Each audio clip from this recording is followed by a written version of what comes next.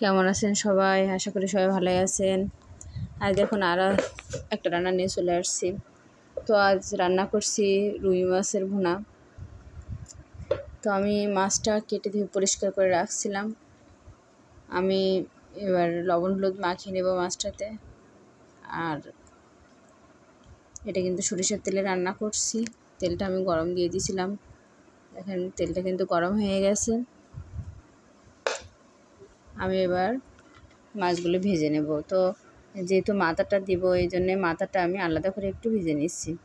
মাছের সঙ্গে দিলে হবে কি, মাথাটা ভালোভাবে ভাজা হবে না, এই জন্য আমি মাছের মাথাটা আলাদাভাবে ভেজে নিচ্ছি।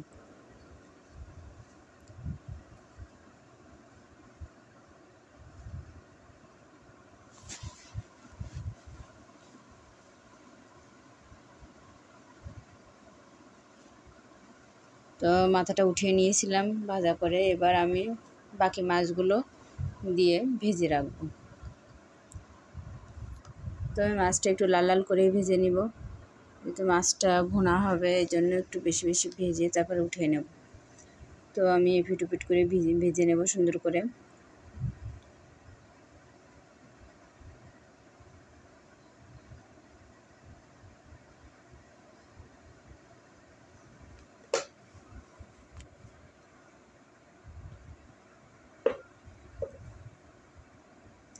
তো হয়তো এই মাছ ভুনাটা এক একজন এক এক রকমভাবে করেন। তো আমার রান্নাটাও করে দেখবেন, একবার হলেও ট্রাই করবেন, মন্দ লাগবে না। তো মাছটা কিন্তু আমার ভাজা হয়ে গেছে, দেখুন এরকম লাল লাল করে ভেজে আমি উঠিয়ে রাখছি। তো আমি সেই তেলের ভিতরে একটু জিরে ফোড়ন আর একটু শুকনো জাল ফোড়ন দিচ্ছি। দিয়ে আমি এবার বাটা মশলাগুলো দিয়েছি। এখানে আছে জিরে বাটা, শুকনো ঝাল বাটা, দুটো কাঁচা ঝালও আছে সাথে, আর পেঁয়াজ রসুন আদা বাটা দিয়ে আমি একটু লবণ হলুদ দিয়ে মশলাটা সুন্দর করে কষে নেব। তো যাতে মশলাটা পুড়ে না যায়, এজন্য আমি একটুখানি জল দিয়ে দেবো মশলার ভিতরে।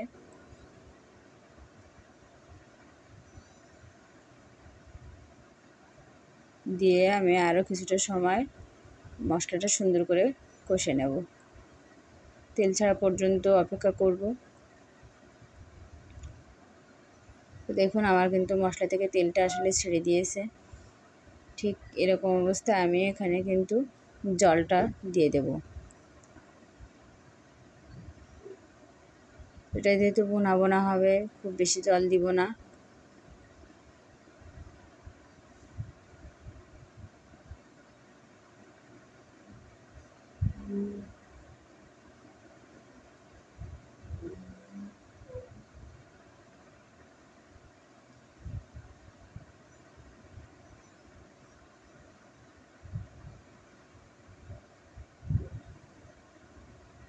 তো আমি ঝোলটা ফুটে ওঠা পর্যন্ত অপেক্ষা করব। ঝোলটা ফুটে উঠলে আমি ভাজা মাছগুলো দিয়ে দেব।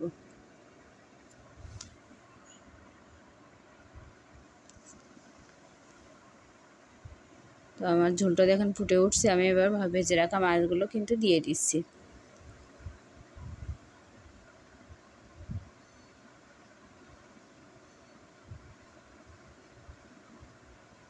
দিয়ে আমি এখানে কিছুক্ষণ ঢেকে রাখবো, যাতে আমার মাছের সঙ্গে ঝোলটা একটু বেশি বেশি ফুটে সুন্দর হয়ে যায়। তো আমার এই রান্নাগুলো যদি আপনাদের ভালো লাগে, তো আমার চ্যানেলটাকে সাবস্ক্রাইব করবেন আর পাশেই থাকবেন। লাইক কমেন্ট করতে ভুলবেন না। তো আমি কিছুক্ষণ ঢেকে রাখছিলাম, এবার আমি কিন্তু এটা একটু নেড়ে ছেড়ে দিচ্ছি।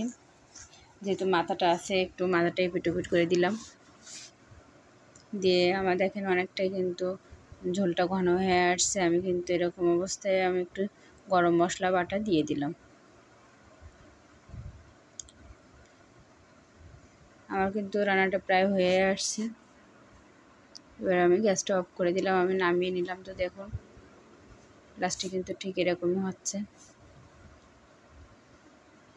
অনেক টেস্টি হয়েছে এটা। তো করে খেয়ে দেখবেন সবাই, আর ভালো থাকবেন সবাই।